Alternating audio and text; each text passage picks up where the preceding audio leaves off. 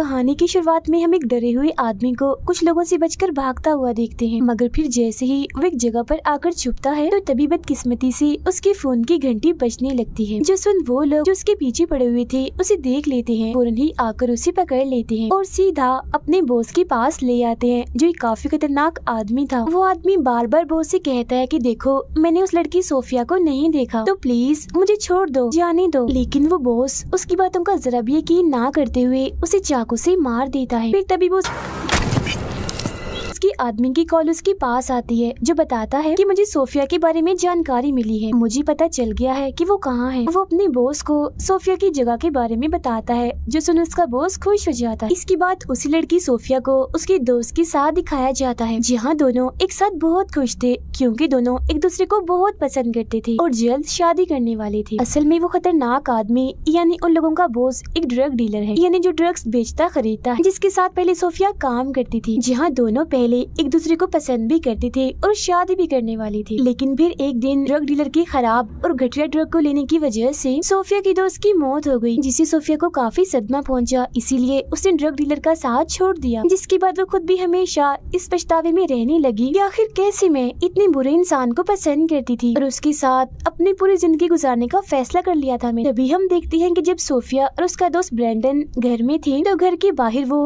Drug dealer के साथी को देखती है, जो गाड़ी में था और उसी पर नजर रखे हुए था। लेकिन जब सोफिया उसे देखती है तो वो वहाँ से चला जाता है, तो वो भी इस चीज को नजरअंदाज कर देती है। फिर रात को जब वो काम खत्म करके ब्रैंडन की आने का इंतजार कर रही थी तो तभी उसके पास ड्रग डीलर का साथी आकर उसे कुछ ड्रग देता है, लेकिन वो उसे लेने से मना कर देती है कि अब मैं ड्रग नहीं लेती। साथ ही उसे ये धमकी भी देती है कि बेहतर होगा तुम यहाँ से चले जाओ, क्योंकि अगर ब्रैंडन आ गया तो वो तुम्हें जिंदा नहीं छोड़ेगा। उसका ये कहना ही था कि तभी यहाँ ब्रैंडन आ जाता है और जैसे ही उस आदमी को देखता है तो उसे जोरदार मुक्का मारता है। ऐसा करने के बाद वो सोफी को लेकर अपनी बाइक के पास आता है ताकि वो यहाँ से निकल सके। ड्रग डीलर का आदमी उसके पास आकर बताता है कि सोफी के साथ एक लड़का था ब्रैंडन, उसने मुझे मारा है और वो दोनों ऐसा करके भाग गए। जिस ड्रग डीलर कहता है कि हर तरफ हमारे आदमियों को लगा दो, क्योंकि ये जो कोई भी है ब्रैंडन बचना नहीं चाहिए। ब्रैंडन जब अपनी बाइक के पास आता है तो वो चल ही नहीं रहा था, क्योंकि बाइक के फ्यूल पाइप को किसी ने काट दिया था। इसीलिए वो पैदल ही सोफिया को लेकर उन लोगों से बचने के लिए भागने लगता है। मगर जब वो भाग रहे थे तो तभी उनके सामने ड्रग डीलर और उसके साथी आ जाते हैं। इसीलिए ब्रैंडन सोफिया को वहीं रुकने का बोलकर उनसे लड़ने के लिए चला जाता है। यहाँ सबसे पहले ब्रैंडन से लड़ने एक अच्छा खासा आदमी आता है, जिसे जैसे तैसे वो मारने में कामयाब हो जाता है। तभी इसी बीच दूर खड़ी सोफिया के पास ड्रग डीलर का साथी आता है और उसके सर पर गन रख देता है ताकि वो इसके बारे में आवाज करके ब्रैंडन को ना बता दे। जिसके बाद ड्रग डीलर खुद ब्रैंडन से लड़ने आता है, मगर वो उसे हाथों से नहीं लड़ता, सीधा उसे गोली से ही मार देता है, जिससे फौरन ही ब्रैंडन नीचे गिर जाता है। जो देख सोफिया भी दुखी हो गई थी और रोने लगती। इसके बाद ड्रग डीलर सोफिया से कहता है कि आखिर ब्रैंडन में तुम्हें ऐसा क्या दिखा जो तुम मुझे छोड़कर इसके पास आ गई। खैर जो भी है, अब की बात तुम इसे दोबारा कभी नहीं देख पाओ, क्योंकि मैं बची कुछ उसकी सांसें भी उससे छीन लूंगा और तुम मेरे साथ रहोगी। कल ही हम इस शहर को छोड़ के चले जाएंगे। इतना कहते ही वो सोफिया को जबरदस्ती अपने साथ ले जाता है, लेकिन उनके जाने के बाद उसका साथी ब्रैंडन को 2-3 गोलियां और मार देता है ताकि उसकी बचने की कोई भी उम्मीद ना रहे। जी हाँ, होता भी बिल्कुल ऐसा ही है। ब्रैंडन की फौरन ही मौत हो जाती है, जिसके बाद डीलर का साथी वहीं रखा एक लकड़ी का पंपकिन ब्रैंडन के सर पर मारकर वहाँ से चला जाता है। अब कुछ वक्त के बाद आसमान से हम एक काफी बड़े पंपकिन को आता हुआ देखते हैं। फौरन बाद हेल यानी जहन्नुम से शैतान भी उसकी लाश के पास आता है और ब्रैंडन की आत्मा से कहता है कि मैं जानता हूँ तुम्हारी आत्मा को शांति नहीं मिल रही, तुम ड्रग डीलर से बदला लेकर सोफिया को बचाना चाहते हो, है ना? और मुझे भी ऐसी आत्माएं बहुत पसंद है जो बदला लेती हैं, चुपचाप नहीं बैठती। इसीलिए ऐसा करने में मैं तुम्हारी मदद करना चाहता हूँ, जिसके लिए तुम और मैं एक डील, एक सौदा करेंगे। मैं तुम्हें इतनी ताकत दूंगा कि ड्रग डीलर से तुम अपना बदला भी लोगे और सोफिया की जान भी बचा लो, जिसके बदले में तुम्हें मुझे अपनी आत्मा देनी होगी, जिसे मैं जन्नत से निकालकर हेल यानी जहन्नुम में ले जाऊंगा, क्योंकि यही मेरा काम है, आत्माओं को हेल में ले जाना। मगर अपना बदला लेने के लिए तुम्हारे पास सिर्फ 24 घंटों का टाइम होगा। अगर इन 24 घंटों में तुमने अपना बदला ले लिया तो ठीक है, अगर नहीं लिया तो तुम्हारी आत्मा खुद ब खुद गायब होकर हेल में चली जाए। तो फैसला अब तुम्हारे हाथ में है, क्या तुम्हें सौदा मंजूर है? जिस पर ब्रैंडन कहता है कि हाँ, सोफिया को बचाने के लिए और अपना बदला लेने के लिए मैं कुछ भी कर सकता हूँ, मुझे ये सौदा मंजूर। अब उसके हाँ बोलते ही ही शैतान उसे ताकतवर बनाने लगता है, जिसके लिए सबसे पहले वो ब्रैंडन को एक खतरनाक हाथ का कवर देता है जो बिल्कुल किसी ग्लव जैसा था, लेकिन वो किसी हथियार जैसा था, लोहे का था और नोकदार भी था। और जिस पंपकिन से ड्रग डीलर के आदमी ने ब्रैंडन को मारा था, वो उसके बीज की मदद से उसके लिए पंपकिन का एक काफी बड़ा हेलमेट बना देता है, जिसे जैसे ही शैतान हाथ लगाता है तो उसमें आग जल जाती है। फिर ब्रैंडन से वो कहता है कि जब भी तुम्हें गुस्सा आएगा तो फौरन ही तुम्हारे सर पर ऐसे ही जलता हुआ पंपकिन आ जाएगा, जिससे तुम्हारी ताकतें और भी बढ़ जाएंगी। अब दोनों हथियार मिलने के बाद वो उन्हें चलाने की कोशिश करने लगता है, लेकिन ब्रैंडन को हाथ पर लगा वो हथियार वाला कवर चलाने ही नहीं आ रहा। तब उसे सिखाने के लिए शैतान उस आदमी को जिसे ब्रैंडन ने मारा था उसे जिंदा कर देता है, ताकि ब्रैंडन बार बार उसे मारकर अपनी प्रैक्टिस कर सके और सीख सके कि कैसे इस हथियार को चलाना है। अब ये सारी चीजें छुपकर ड्रग डीलर का साथी भी देख लेता है, जो अपना मोबाइल यहाँ पर भूल गया था और अब लेने आया था। वो ये सारा नजारा देखकर काफी हैरान रह जाता है। अब ब्रैंडन बार बार प्रैक्टिस कर रहा था, जैसे गुस्सा करके पंपकिन जला रहा था और हाथ वाले हथियार को भी इस्तेमाल कर रहा था। अब यहाँ शैतान उसे बताता है कि मैंने तुम्हारी आत्मा को वापस से तुम्हारे जिस्म में डाल दिया है, तो तुम्हें पूरा ख्याल रखना है, खुद को बचाना है, क्योंकि अगर तुम्हें गोली लगी तो तुम इतने कमजोर पड़ सकती हो कि तुम्हारी मौत भी हो सकती है। इसके साथ 24 घंटों तक जिंदा रहने के लिए तुम्हें लोगों का खून भी पीना होगा, क्योंकि वो बिल्कुल तुम्हारे खाने की तरह ही काम करेगा और तुम्हें ताकत भी देगा। और जिस जिस इंसान को तुम इस हाथ वाले हथियार से मारोगे उसकी आत्मा भी सीधी हेल में जाती रहेगी, जिससे मुझे ही फायदा होगा। इतना कहते ही शैतान बिजली की एक कड़क के साथ ही वहाँ से गायब हो जाता है। अब इसके बाद जैसे ब्रैंडन अपनी बाइक के पास वापस आता है तो वो फ्यूल पाइप जो किसी ने काट दिया था वो अपने आप से ही जुड़ जाता है, इसीलिए उसके ऊपर बैठकर सोफिया को बचाने के लिए निकल पड़ता है। उधर ड्रग डीलर सोफिया को अपने घर लाकर कमरे में बंद करवा देता है। तभी ड्रग डीलर के पास उसका वही साथी आता है और उसे बताता है कि मैंने ब्रैंडन को देखा है, वो दोबारा से जिंदा हो गया है और काफी अजीब भी, और किसी अनजान आदमी ने उसे अलग ही तरह की ताकतें दे दी है। वो पहले जैसा नहीं रहा, काफी ताकतवर बन चुका है और तुमसे बदला लेने के लिए, सोफिया को बचाने के लिए वो यहीं पर आ रहा है। अब उसकी बातों पर ड्रग डीलर को जरा भी यकीन नहीं होता। उसे ये लगता है कि ड्रग के नशे में ये ऐसे ही कुछ भी उल्टा सीधा बोलते जा रहा है, इसीलिए वो उसे अनसुना करके अपने काम इन्हें ड्रग की फैक्ट्री को देखने के लिए चला जाता है। उधर ब्रैंडन कुछ बुरे लोगों के पास आकर ड्रग डीलर का पता पूछता है, जिस पर एक आदमी जवाब देता है कि हाँ वैसे तो वो डीलर हमारा दोस्त है, लेकिन हम तुम्हें उसका पता नहीं बताएंगे। इतना कहते वो उस पर हंसता भी है और लड़ने के लिए अपनी गन भी निकाल लेता। अब ये देखकर ब्रैंडन को गुस्सा आ जाता है, इसीलिए फौरन ही उसके सर पर जलता हुआ पंपकिन आ जाता है, जिससे जाहिर है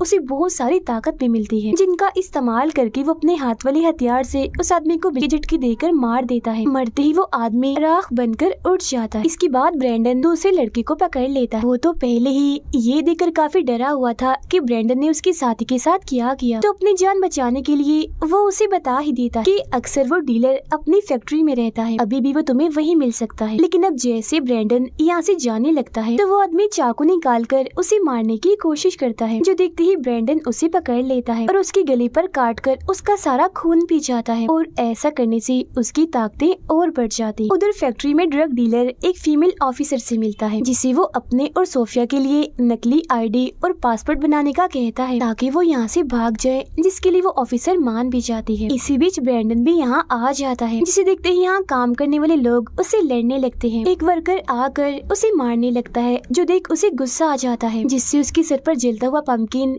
एक बार फिर आ जाता है। साथ ही वो अपने हाथ वाले हथियार से बिजली भी निकाल रहा था। ये देख उस वर्कर की हालत खराब हो जाती है और वो बचकर भाग जाता है। इसके बाद ब्रैंडन सीधा ड्रग डीलर के कमरे में आ जाता है, लेकिन वो वहाँ नहीं था। लेकिन फिर तभी चुपके से वो वहाँ पर आ जाता है, क्योंकि शोर तो उसने पहले ही सुन लिया था और उसे पता भी चल गया था कि ब्रैंडन अभी जिंदा है और वही आया। वो यहाँ फौरन ही उस पर हमला करके उसे गोली मार देता, जिससे ब्रैंडन कमजोर पड़ने लगता है। अब उसकी ऐसी हालत देखकर वो डीलर यहाँ से चला जाता है। अब हिम्मत करके ब्रैंडन दोबारा उठता है और उस ऑफिसर से डीलर के घर का पता पूछता है, लेकिन वो उसी बातों में उलझा लेती है और ठीक से कुछ भी नहीं बताती। अब इस बात से ब्रैंडन का दिमाग खराब हो जाता है। वो उस पर एकदम से झपट कर उसका भी सारा खो जाता है, जिसके बाद जब वो ऑफिसर की डायरी देखता है तो आखिरकार उसे डीलर के घर का पता चल जाता है, क्योंकि डीलर ने वो पता नकली पासपोर्ट बनवाने के लिए लिखवाया था। उधर हम सोफिया को कमरे में बंद देखते हैं, जो अगले ही पल चाकू से खिड़की का ताला खोलकर बाहर आ जाता है। बाहर ड्रग डीलर अपने साथियों से कह रहा होता है कि बेशक ब्रैंडन जिंदा हो गया, लेकिन उसके लिए एक मुसीबत भी है, और वो ये कि वो सिर्फ 24 घंटों के लिए ही जिंदा रह सकता है। इसीलिए मैं सोफिया को यहाँ से लेकर काफी दूर जा रहा हूँ, ताकि जब जब तक ब्रैंडन हमें ढूंढता हुआ वहाँ पहुँचे तो उसका 24 घंटों का टाइम पूरा हो जाए। अब ये सारी बातें छत पर खड़ी सोफिया भी सुन लेती और ये जानकर उसे काफी खुशी होती है कि ब्रैंडन अभी भी जिंदा है। लेकिन जब वो उसके पास जाने के लिए घर से भाग रही थी तो तभी डीलर का साथी उसे देख लेता है। वो बाकियों को आवाज लगाकर वहाँ बुला लेता है और सोफिया को पकड़वा देता है। उसके बाद ब्रैंडन भी डीलर के घर पहुँच जाता है, लेकिन वहाँ उसे डीलर का सिर्फ एक नोट मिलता है, इसके अलावा और कुछ भी नहीं। उस पर लिखा हुआ था कि सोफिया तुम्हें बहुत याद करती है और अगर तुम उसे दोबारा पाना चाहते हो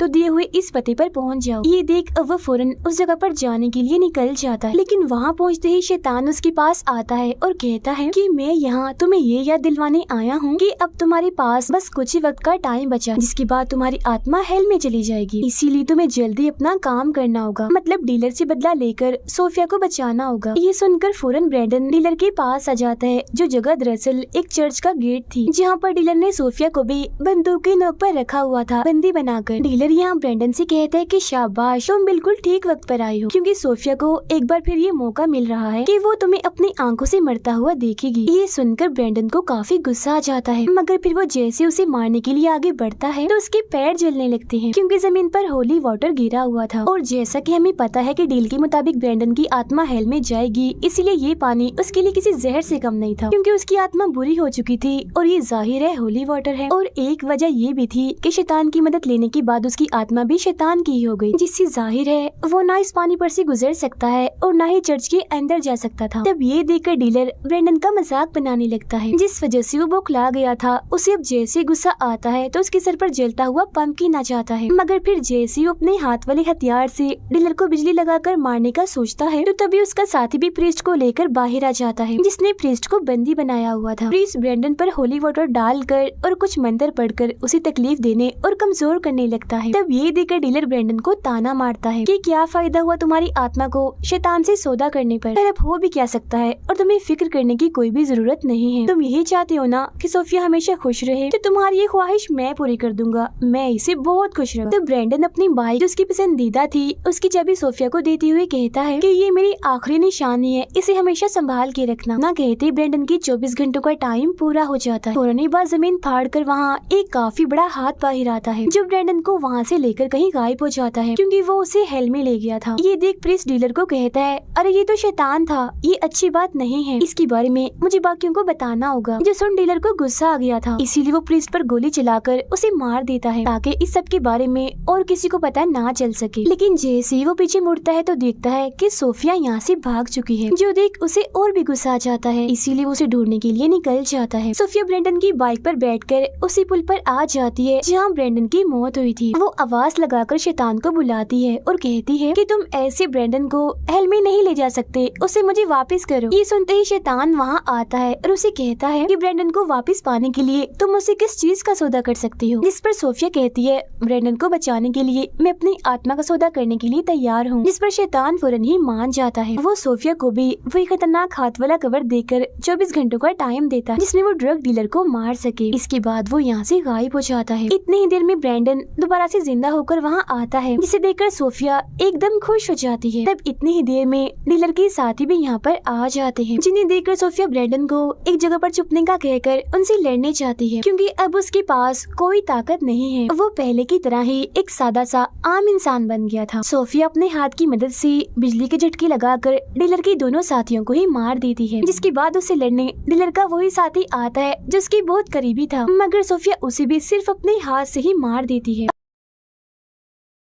अब जहाँ ब्रैंडन छुपा था वहाँ चुपके से डीलर आकर उस पर गन तान देता है, लेकिन तब तक सोफिया भी यहाँ पर आ रही थी, जिसे देखकर चालाकी से ब्रैंडन साइड पर हट जाता है। सोफिया पे डीलर को बिजली के झटके लगाकर काफी हद तक जख्मी कर देती है, इसीलिए वो नीचे गिर जाता है। ये देख दोनों ही काफी खुश हो जाते हैं और फौरन ही एक दूसरे को गले से लगा लेते हैं। तभी हम देखते हैं कि डीलर में अभी भी थोड़ी बहुत जान बची है। वो फौरन ही उठता है और गन से सोफिया पर गोली चला देता है, जिससे वो काफी जख्मी हो गई थी। ये देख ब्रैंडन को काफी गुस्सा आ जाता है, तो वो अपना पूरा गुस्सा है उस पर निकालकर उसे काफी मारता है, जिसके बाद सोफिया अपनी ताकत लगाकर डीलर को जलाकर राख कर देती है। इसके बाद ब्रैंडन सोफिया के पास आता है जो अपनी आखिरी सांसें गिन रही थी। इस वजह से ब्रैंडन को काफी बुरा लगता है, उसे गुस्सा भी आ गया था, इसीलिए वो शैतान को काफी बुरा भला कहकर वहाँ बुलाता है। वो ये भी कहता है कि आखिर सोफिया के बदले तुमने मुझे वापस से जिंदा क्यों किया। और नहीं सोफिया यहाँ अपना दम तोड़ देती है और राख में बदलकर गायब हो जाती है, क्योंकि वो भी दरअसल अब हेल में चली गई। फिर उसके गायब होते ही वहाँ शैतान आता है, जिसे ब्रैंडन कहता है कि मुझे कोई ऐसा रास्ता बताओ जिसे मैं हमेशा ही सोफिया के साथ रह सकूं। जिसे शैतान कहता है कि हाँ, एक रास्ता ऐसा है जो करके ऐसा मुमकिन हो सकता है, और वो ये कि अगर तुम हमेशा मेरे लिए काम करो और लोगों की आत्मा मुझे ला कर दो तो सोफिया के साथ रहने का मौका मैं तुम्हें दे सकता हूँ। जिस पर ब्रैंडन खुशी खुशी राजी भी हो जाता है। जिसके बाद जलते हुए पंपकिन के साथ बुरे लोगों को मारने और उनकी आत्मा को इकट्ठा करने के लिए वो निकल जाता है। उसके जाते ही ये कहानी भी इधर ही खत्म हो जाती है।